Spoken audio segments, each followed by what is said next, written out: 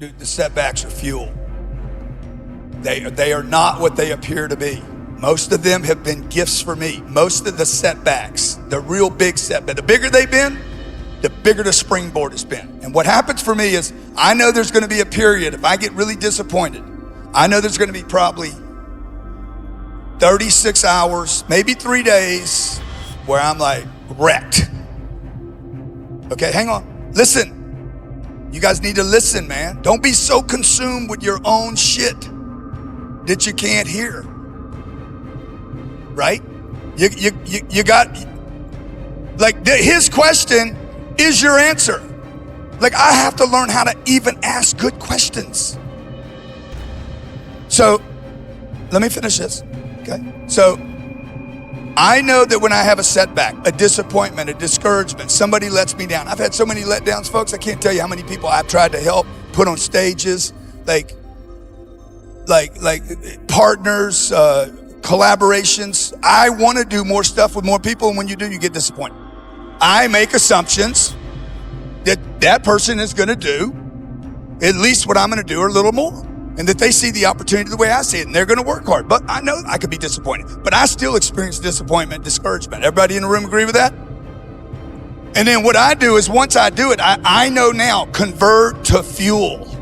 Convert to fuel. Convert the negative to fuel. Convert the loss to a win. Convert that lesson into fuel. Use it. Convert it from something negative to something that can give you energy to push forward.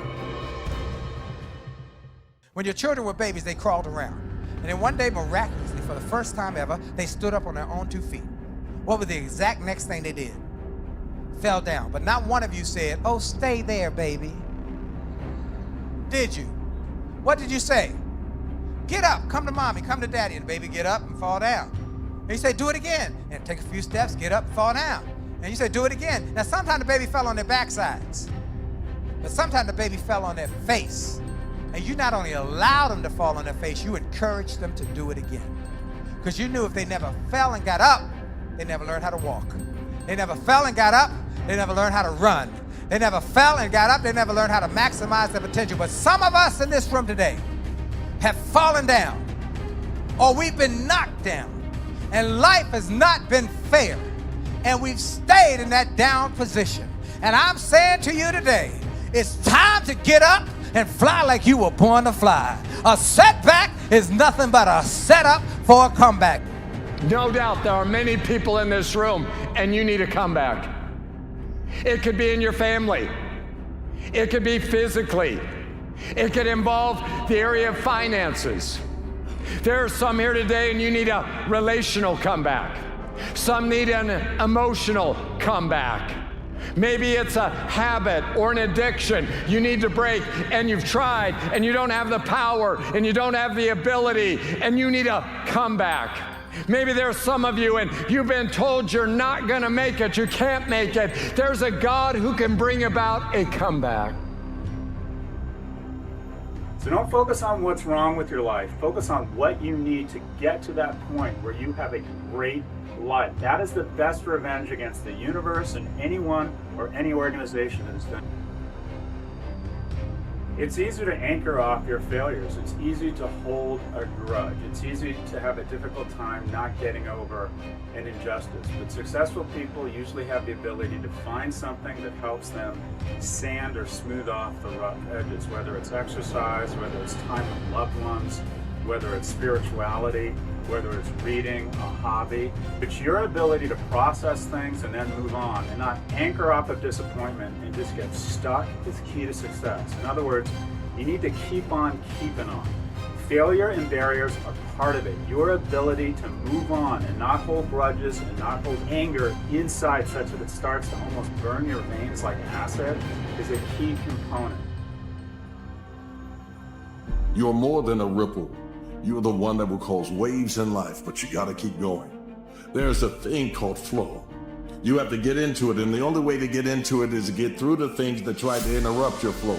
Your development as a person, your development as a speaker, as an author, as a whatever it is you were born to do, you got to find out that one thing and invest yourself in it so much so that you got to hold stock when everyone tells you that it has no value. You matter and you always have mattered. Your skill set is being developed under pressure, under denials, under rejection, under the people that have told you no. Those no's are things that you need. It needs you to fortify and believe in yourself until you can get to the point where it doesn't matter what anyone else says. You believe it with all your soul that I matter, that I was born to do something, and the greatness within me is going to touch other lives. You're not here just for you. The gift that you have is to be presented to God at the end of your life. And when you present it to Him, He'll ask you, how many other people did you bless? How many other people did you give it to? But what do you need to bring to today is my question to you. We can't control what today brings us. We can't control what people try to give us. We can't control the struggles that might find us. But we can't control what we bring to the day. We can't control what we bring to our life. We can't control what we bring to others. Right? How is it serving you to focus on what's going wrong when you can actually create something that's right in your life right now? That it's never too late for a new beginning. Never too late for a new beginning. So don't stare at the past. Don't live your life looking through the rearview mirror. That's dangerous. It's okay to glance at your rearview mirror.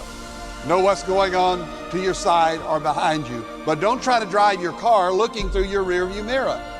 Look through the big screen, the windshield. It's a lot bigger and hopefully a lot better going forward. Where no matter how many times you fall, you get up. No matter how many times you lose, you get back in the game. See, you're not defined by your failures. You're not defined by your losses. You're not defined by what has caused you to fall unless you stay there. Well, when you get up, you're now defined by what you overcame, not what overtook you. The mercies of God are renewed every morning. God gives you a blank sheet every day for a new start. No one in this room is perfect. We can live our life without regret. We can live our life without limitation by the power of the Holy Spirit, without the frustration of what might have been if only. You need to walk out of your emotional, financial, marital grave. You need to live, love, laugh, and be happy. It's time for your comeback. Your life can be an exciting, victorious, triumphant life. Until finally the opportunity arises where it says, now is the time for you to be born again in your gift.